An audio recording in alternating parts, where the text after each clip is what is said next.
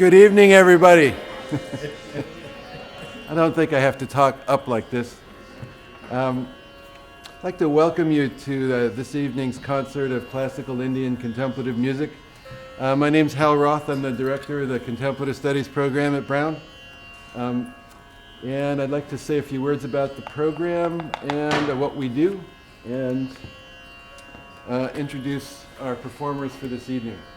Contemplative Studies is a kind of innovative new academic field in which we look at human contemplative experience across cultures and across time from humanistic, scientific, and artistic points of view.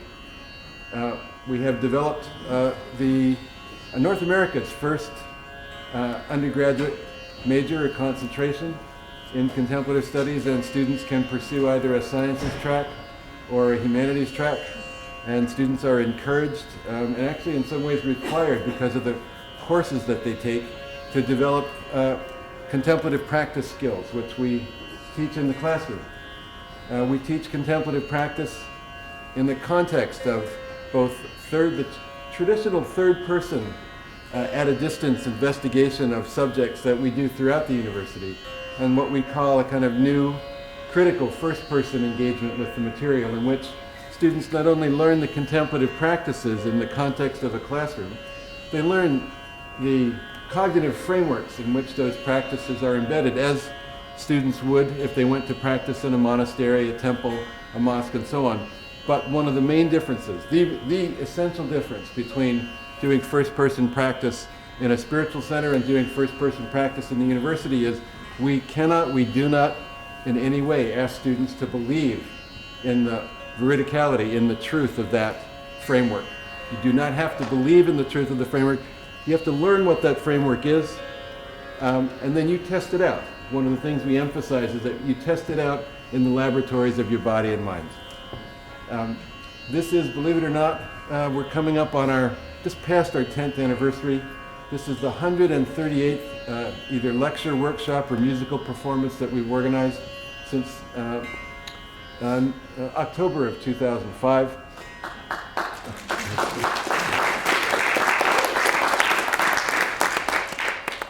And we're coming to the end. This is the last event of this semester. We'll have another very active series of events coming up next semester. So please go to our website if you haven't discovered it yet. You can find us if you Google us under Contemplative Studies.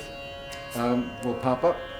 And actually we're in the middle of a major redesign of the website to make it more user-friendly and to feature, among other things, some of our students, some of our new Contemplative Studies concentrators. And I see a number of you in the audience. Could you put your hands up for people?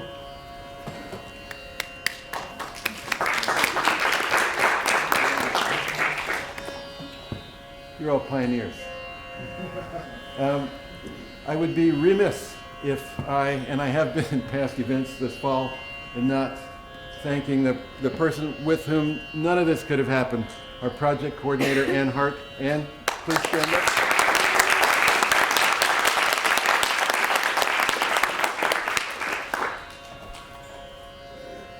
The arts are an important part of what we do in contemplative studies, and it is with great humility and gratitude that I present our performers this evening. Srinivas Reddy is graduated from Brown in 1998, right? One of the early South Asian studies concentrators. And Srini went on afterwards, and he became fascinated and began an apprenticeship in the sitar with the main disciple of Guru Nikhil Banerjee, who was the kind of brother sitar master to Ravi Shankar, who most of us know in the West. And Srini also completed a PhD at University of California, Berkeley in South Asian literature, and has 2 books now published. And Srini has been, part of our family and kind of raised along with our sons. There's one right now. One of the married. And has graced us with a number of performances over the years. He's often accompanied by this marvelous tabla player, Ajit Acharya.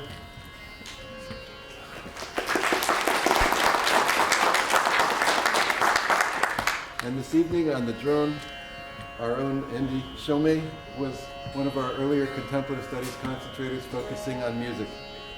So it gives me great pleasure to ask you to join me in welcoming our performers for this evening.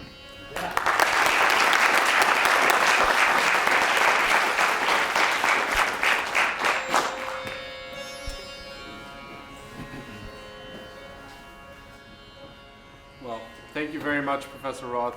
Always gives beautiful introductions and reminds us of the context in which we're doing all of this has been this wonderful study of the contemplative mind that you've kind of pioneered, and it's been a pleasure and honor to be part of that for many years.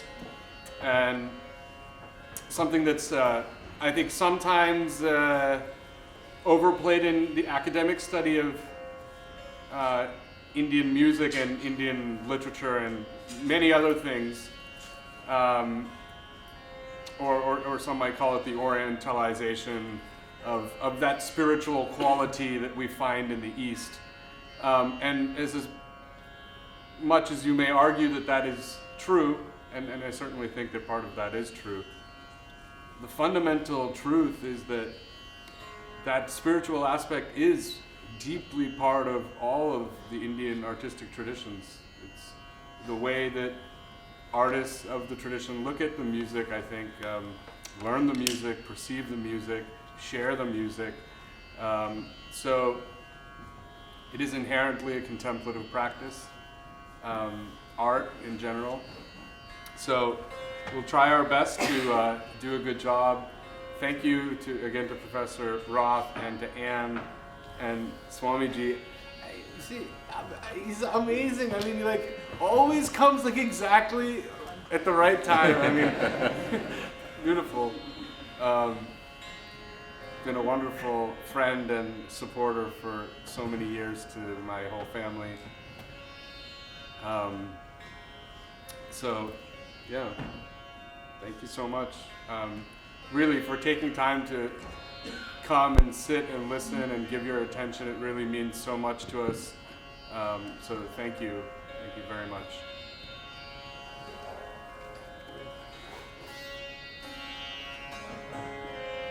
This is Rag Shyam Kalyan. It's an evening raga. Play a short alap and then vilambit or a slow composition with the tabla. And then, as we go.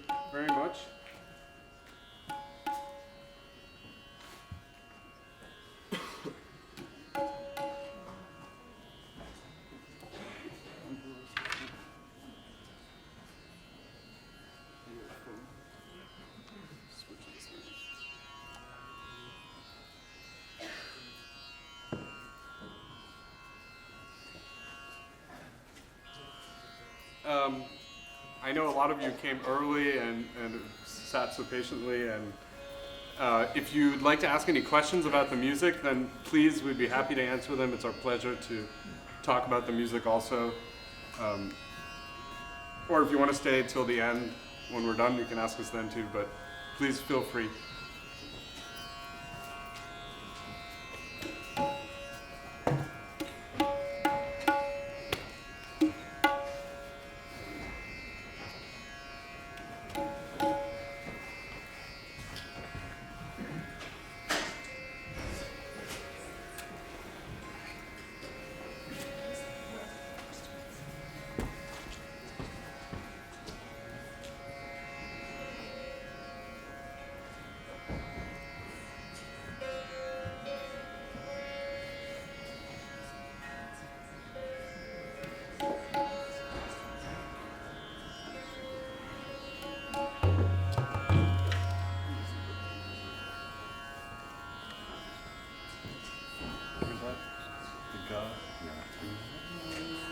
It's like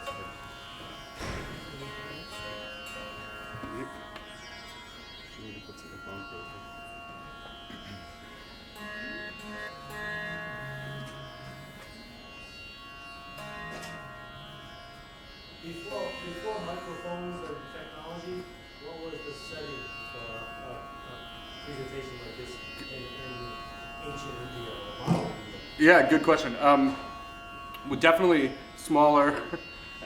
Usually, a lot of the music that we play now is derived from medieval court music, really. So small, what we call the darbar, or like the king's, little sitting rooms and things like that. So yeah, very small groups. Everybody sitting at the same level? Yeah. yeah, usually on the floor. It's very intimate, actually. Too bad for this. It is what it is, but too bad for this. Yeah. No.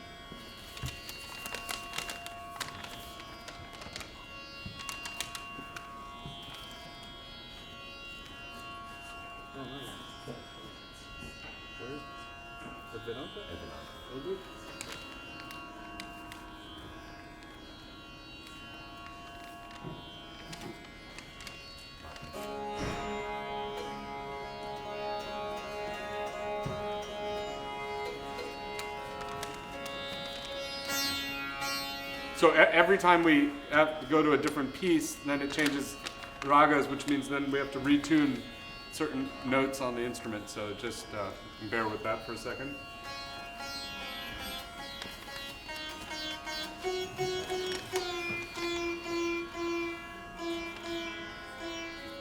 So maybe while Srini is tuning, I can just make a quick announcement of another fantastic concert that's happening in a few days, actually at the Vedanta Society, which is right here in Providence. Indian classical music, saxophone by Phil Scarf, accompanied by Amit Kavtekar on tabla. And that is Sunday, December 6th, from 6 to 7:30 at the Vedanta Society here in Providence. Sunday, yes. And Swamiji is here if you have any questions, I'm sure he can answer.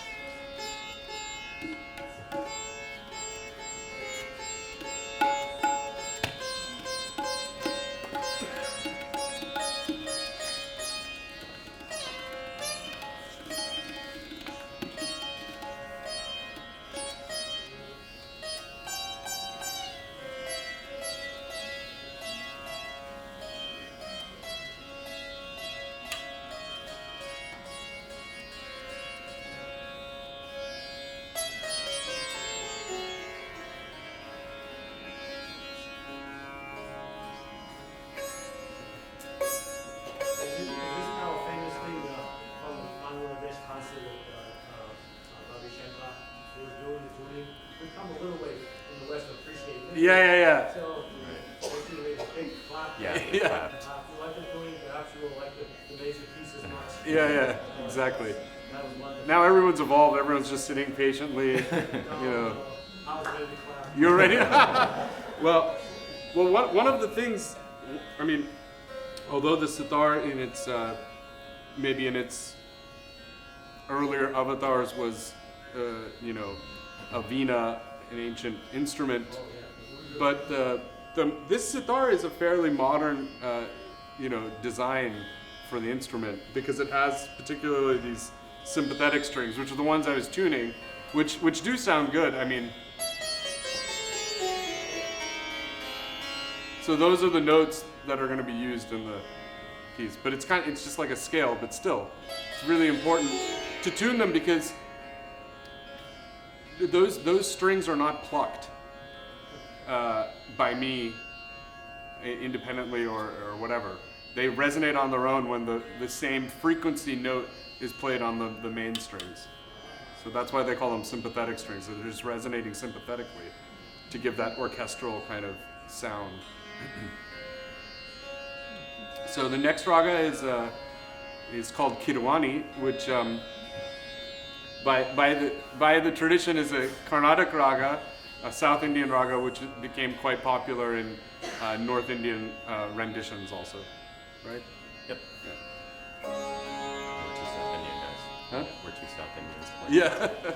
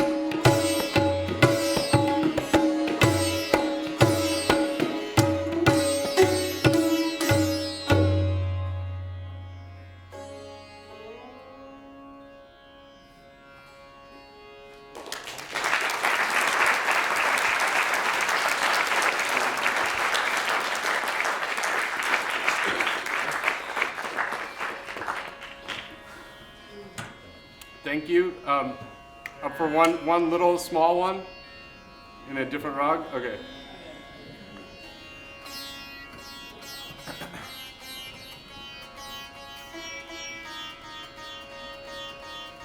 Any questions we can answer in between? Yeah, yeah.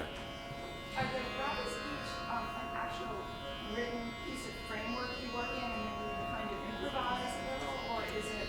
Everything you said was right except the written part. It's not written, but it's a framework that you improvise in. Exactly right. So that, you saw like the notes in the first one were, well, some of them were different, but yeah, different than the notes. So sort of for very basic aspects, rags are different because they use different notes. But then there's all these other parameters that go into it. I see that little delight you have every once in a while. So beautiful. Yeah, that's probably me thinking, okay, good, I didn't mess that one up. Is this dance music? I want to dance when I get a lot like that. Is it dance eating? That's the dance floor right there. Seriously, in terms of like Indian appreciation, is it eating, dancing, function, what? It's worship. That's a good question. And a big question to answer. And things have changed a lot. Like you were even saying, like, having a big hall and having the technology to have microphones. I mean, the music has really evolved. Like I was saying, even until recently being, let's say, 100 years ago, there were court musicians in courts in India. So that really was where it existed in this formal sense. Of course, there's all different kinds of Indian music. This is a very specific type. But then it became, the artist couldn't have a job as the court musician. Now the artist now there were concerts, now you had to make recordings, you had to do this. So then it really became more of like a concert-going profession. Over the past 30 years, this type of classical music, see that they want to dance or shake, or just to be completely quiet and let the music almost meditate my central nervous system. Yeah. It's just opposites. That was what I gave my first talk in contemplative studies about that exact thing, about how raga even means kind of excited and passionate and colorful.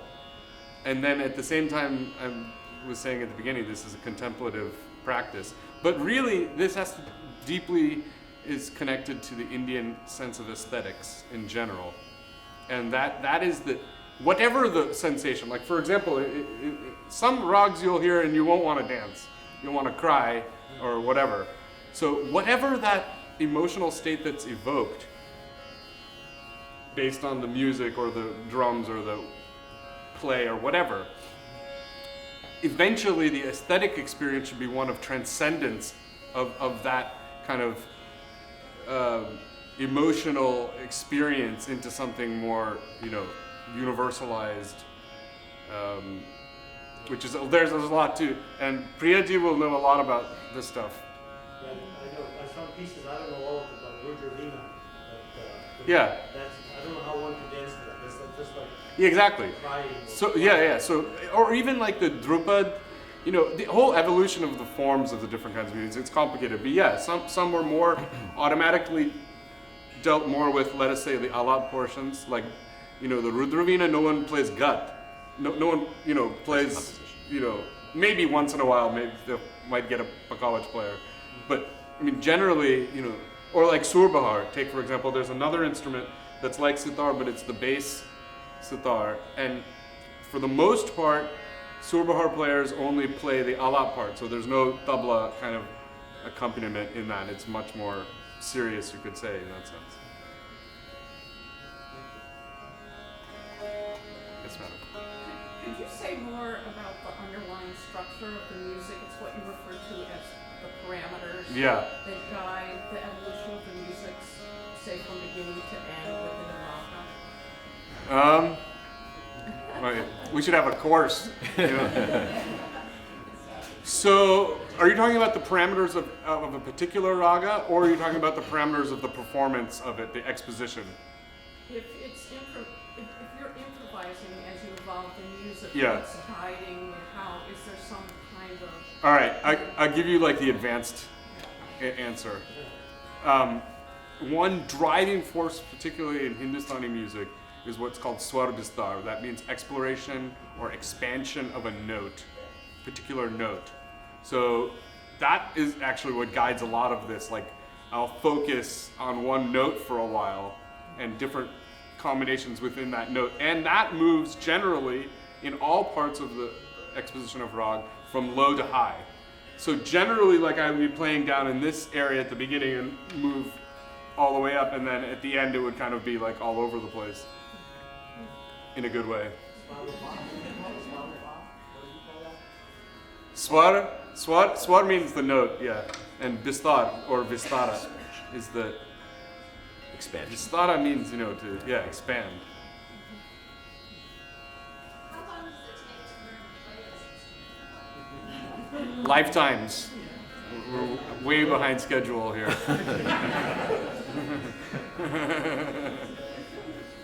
Okay, I know we have to leave this space in a little while, but we'll just play one very short rag, different notes, different parameters. Again, because it's going to be a shorter piece, and then we think about what compositions to play. But it's a very popular rag. It's called Rag Desh. Probably had some roots in the folk traditions. But this interpretation will be a little bit, maybe more on the classical side.